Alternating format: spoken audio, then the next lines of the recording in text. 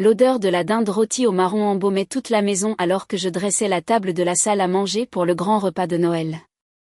Ma fille, Léa, 8 ans, avec ses boucles brunes et le sourire le plus radieux que j'ai jamais vu, m'aidait à plier les serviettes en triangle soigné. Elle s'était entraînée toute la semaine, voulant que tout soit parfait pour sa première grande fête de famille avec nous.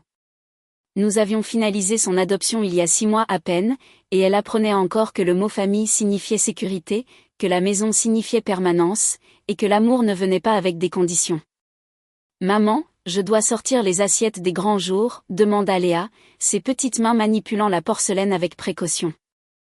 Elle n'avait commencé que récemment à m'appeler maman sans hésitation, sans cette petite pause d'une seconde où elle se demandait si elle en avait le droit. « La belle vaisselle est parfaite, ma chérie. » J'embrassai le sommet de sa tête, la regardant rayonner de fierté. Ces petits moments de confiance étaient une victoire difficilement acquise. Son assistante sociale nous avait prévenus du traumatisme, des troubles de l'attachement, des années d'instabilité avant qu'elle n'arrive chez nous. Mais elle était là, s'appropriant nos traditions familiales comme si elle avait toujours été là. Ma sœur Amélie arriva la première, franchissant la porte avec son sens du drame habituel, frappant à peine avant d'entrer. Son mari suivait avec leurs 2 enfants biologiques, des jumeaux qui se dirigèrent immédiatement vers le salon sans saluer personne, laissant des traces de boue sur le parquet en chêne que je venais de nettoyer. « Oh, tu utilises ces assiettes ?» Le nez d'Amélie se plissa en examinant la table. « Je croyais qu'on avait convenu que je m'occupais de l'organisation cette année. »« Tu as proposé d'apporter la bûche et les desserts, » lui rappelai-je doucement. « Nous recevons, donc il faut bien que quelqu'un maintienne un certain standard. » Elle jeta un coup d'œil à Léa, qui était devenue silencieuse à mes côtés. « Elle aide ?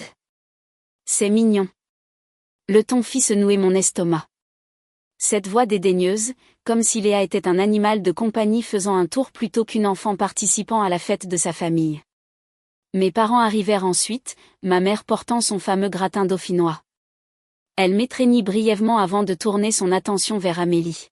« Ma chérie, tu es magnifique. Tu as perdu du poids ? » « Maman, Léa a aidé à mettre la table », dis-je en guidant ma fille vers l'avant. Ma mère baissa les yeux avec un sourire poli. « C'est bien, ma puce. » Puis elle se retourna vers Amélie. « Raconte-moi le tournoi de foot des jumeaux. » La main de Léa trouva la mienne et la serra fort. Je serrai en retour, une promesse silencieuse que je la voyais, même s'il ne la voyait pas. Mon mari Marc descendit de son bureau où il terminait un appel professionnel. Il observa la scène avec ses yeux perspicaces qui ne manquaient rien. Son regard s'attarda sur le visage baissé de Léa avant de croiser le mien. J'ai vu la question dans ses yeux. Je secouai légèrement la tête. « Pas encore, Marc. »« Content de te voir, » dit mon père en lui serrant la main. « Comment vont les affaires ? » ?»« Très bien, beau papa. Je vous raconterai ça au dîner. » À mesure que d'autres membres de la famille arrivaient, la maison se remplissait de bruit et d'activité. Amélie s'était d'une manière ou d'une autre positionnée comme la maîtresse de maison de facto, dirigeant les gens vers le salon, commentant la disposition des amuse-bouches, réglant le thermostat sans demander. Je la regardais évoluer dans les pièces avec une attitude de propriétaire, comme si c'était son domaine plutôt que le mien. Elle avait toujours fait ça depuis que nous étions gamines. Tout ce que j'avais, elle revendiquait une autorité dessus. « La température est bonne, Amélie », dis-je alors qu'elle touchait à nouveau au thermostat. « On étouffe ici. »« Tu chauffes toujours trop. » Elle baissa de 3 degrés. Marc croisa mon regard à travers la pièce et mit ma laisse tomber. Mais nous savions tous les deux que c'était plus qu'une histoire de chauffage. C'était le besoin d'Amélie de commander, de prouver qu'elle avait du pouvoir dans un espace qui n'était pas le sien.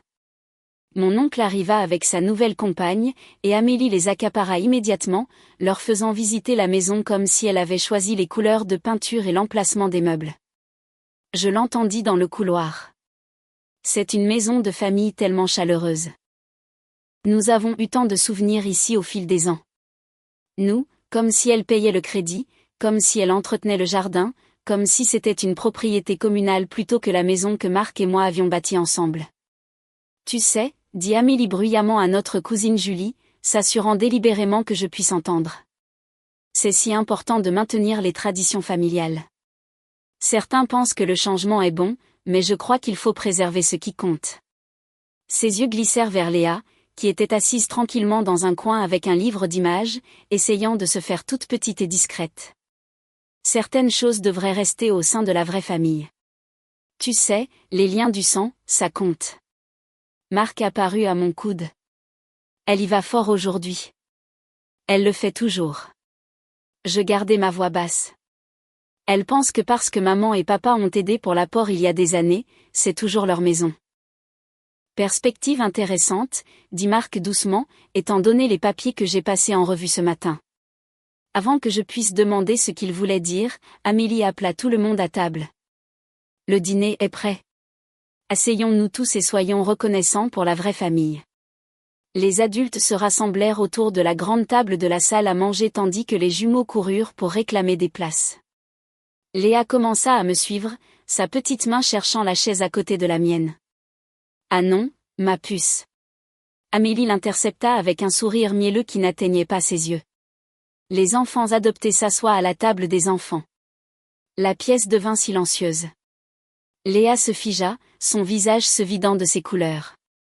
Amélie, commençai-je, mais elle me coupa la parole. C'est juste pratique, annonça-t-elle à la cantonade. La table des enfants est dans la cuisine. C'est là que les enfants doivent être. Sans vouloir offenser ta situation, nous ne devrions pas perturber le plan de table pour tout le monde. Mes jumeaux sont assis ici, fit remarquer quelqu'un. C'est la famille, dit simplement Amélie comme si cela expliquait tout. La famille biologique a la priorité lors des événements familiaux. C'est la tradition. Léa commença à trembler. Je pouvais le voir à ses épaules, ce tremblement qui signifiait qu'elle essayait de ne pas pleurer. 8 ans, et elle avait déjà appris que parfois, les gens qui devraient vous protéger sont ceux qui vous blessent le plus. Nous avions travaillé si dur en thérapie pour construire son sentiment de sécurité, pour l'aider à croire qu'elle méritait l'amour et l'appartenance. Ma vision se brouilla de larmes. 6 mois de progrès.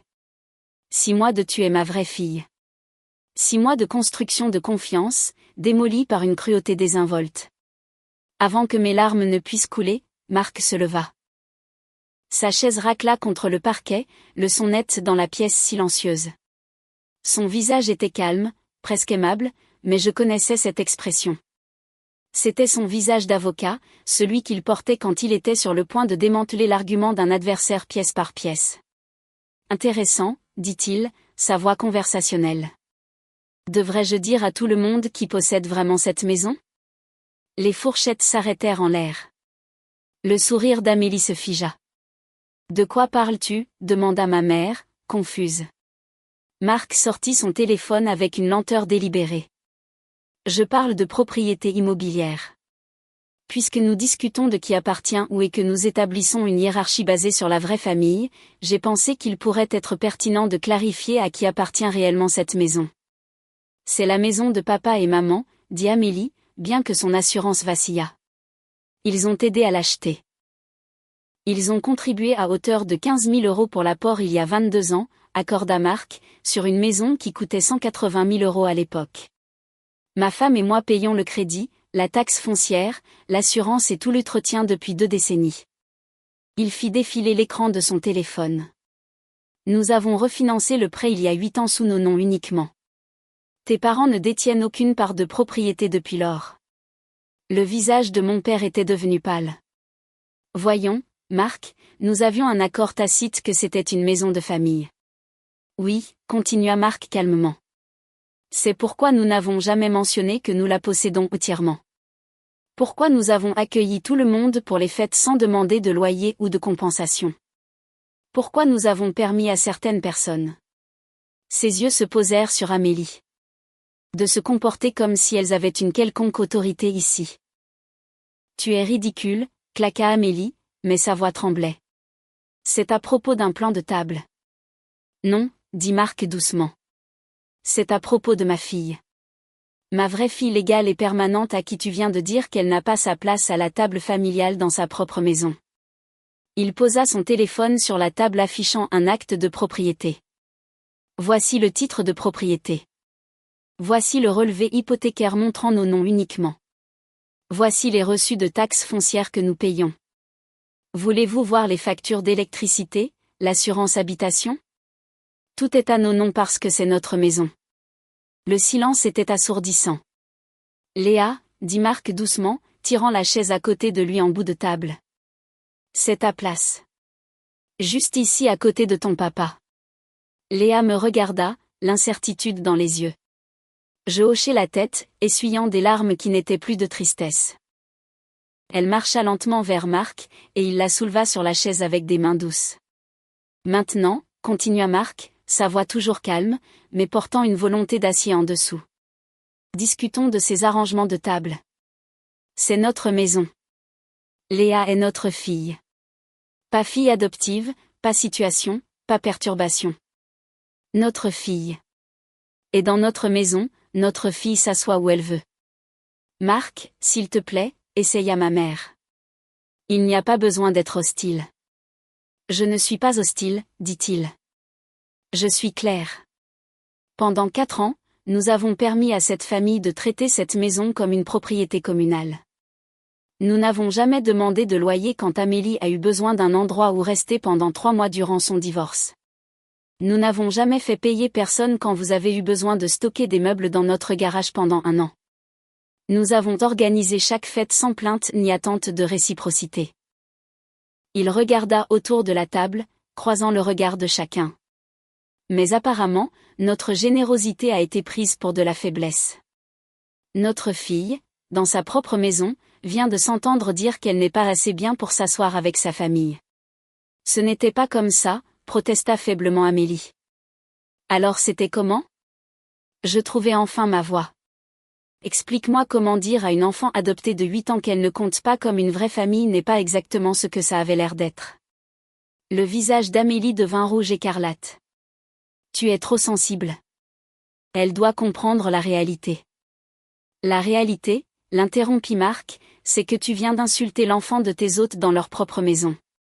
La réalité est que tu joues à la châtelaine dans une maison sur laquelle tu n'as aucun droit. La réalité est que tes parents agissent comme s'ils avaient autorité sur une propriété qu'ils ne possèdent pas. Mon père s'éclaircit la gorge. Fils, je pense que nous devons tous nous calmer. Je suis calme, lui assura Marc. J'établis simplement les faits puisqu'apparemment nous faisons cela maintenant. Fait, nous possédons cette maison. Fait, Léa est notre fille légale avec tous les droits qu'un enfant biologique aurait. Fait, ce comportement est inacceptable. Alors, qu'est-ce que tu dis? La voix d'Amélie devint méchante. Tu vas nous mettre à la porte pour un plan de table? Je dis que la gratuité est terminée, répondit Marc. L'hypothèse que vous pouvez entrer chez nous et traiter notre fille comme une moins que rien n'est terminée. La prétention que ceci est une propriété familiale commune est terminée. Il attira Léa plus près et elle s'appuya contre lui, des larmes coulant sur son visage. Mais elle ne tremblait plus. Voici ce qui va se passer, continua Marc. Léa va s'asseoir à cette table et manger le dîner de Noël avec sa famille. Quiconque a un problème avec ça est libre de partir. Quiconque veut rester la traitera avec le même respect qu'il donnerait à tout autre enfant à cette table. Tu ne peux pas être sérieux, dit Amélie. Essaie pour voir. La voix de Marc était douce, mais la menace sous-jacente était sans équivoque. C'est notre maison. Ce sont nos règles. Et la règle numéro 1 est que notre fille est traitée avec respect et amour, ou vous ne restez pas ici. Ma mère se leva brusquement. C'est la famille, Marc. Tu ne peux pas juste. Ne peux pas quoi? Protéger ma fille, fixer des limites chez moi, attendre une décence humaine élémentaire? Il secoua la tête. Regardez-moi faire. Papa, maman, on y va, dit sèchement Amélie en attrapant son sac à main. Nous n'avons pas besoin de rester là où nous ne sommes pas désirés. Vous êtes désirés, dis-je calmement, trouvant une force que je ne me connaissais pas. Vous n'avez juste plus le droit de maltraiter ma fille. Si vous ne pouvez pas faire la différence, alors oui, s'il vous plaît, partez. Amélie sortit en trombe, sa famille traînant derrière elle. Mes parents hésitèrent, pris entre leurs filles. Elle a raison, dit finalement mon père, regardant Léa avec quelque chose ressemblant à de la honte. La petite doit s'asseoir avec ses parents. Je suis désolé, ma puce. Il adressa la dernière partie à Léa, qui jeta un coup d'œil depuis le bras de Marc. Nous avons mal géré cela, admit ma mère, se rasseyant lentement. Je ne pensais pas. Je n'avais pas réalisé. Tu n'as pas pensé à la façon dont tes actions affectaient une enfant de 8 ans, finis-je. C'est ça le problème, maman. Vous avez tous été tellement pris par les drames d'Amélie et les activités des jumeaux que vous avez oublié que Léa est aussi de la famille. Les membres restants de la famille remuèrent mal à l'aise. Ma cousine Julie prit la parole doucement. Je suis désolée, Léa. Tu devrais absolument t'asseoir où tu veux. J'ai apporté une tarte supplémentaire. Tu aimes le potiron? Léa hocha la tête, un petit sourire perçant. Alors toi et moi, on va se la partager après le dîner, promit Julie. Lentement, la tension s'apaisa. Le dîner reprit avec plusieurs chaises vides et une énergie très différente. Marc garda Léa près de lui servant à manger et la faisant rire avec des blagues stupides. À la fin du repas, elle bavardait à propos de sa pièce de théâtre à l'école, et les adultes écoutaient. Écoutaient vraiment. Après le départ de tout le monde, je trouvai Marc dans notre chambre. Merci, chuchotai-je. Pourquoi? Pour l'avoir protégée. Pour t'être levée. Pour avoir mis au clair qu'elle est à sa place. C'est notre fille, dit simplement Marc. Personne n'a le droit de la traiter comme inférieure. Pas chez nous. Nulle part. Il pensait vraiment qu'il possédait cet endroit, m'émerveillai-je. Tout est sané à agir comme si nous étions des invités. Plus maintenant. Marc sortit son ordinateur portable. Je mets tout par écrit ce soir, dit-il. De nouvelles règles pour la maison, des limites écrites, et si Amélie veut organiser Noël l'année prochaine, elle pourra le faire dans son appartement. Nous venons peut-être de détruire les relations familiales, dis-je doucement. Non, corrigea Marc. Nous avons établi quel genre de famille nous sommes, celle qui protège ses enfants, tous ses enfants, indépendamment de la biologie. Depuis le couloir, j'entendis Léa chantonner doucement dans sa chambre, un son que nous entendions rarement. Les tremblements avaient disparu. La peur s'était envolée. À sa place se trouvait la confiance d'une enfant qui venait d'apprendre que ses parents déplaceraient des montagnes pour la protéger. Certaines choses ont plus de valeur que le maintien de la paix. Certaines limites méritent d'être défendues et certaines petites filles de 8 ans valent bien qu'on brûle les ponts pour elles.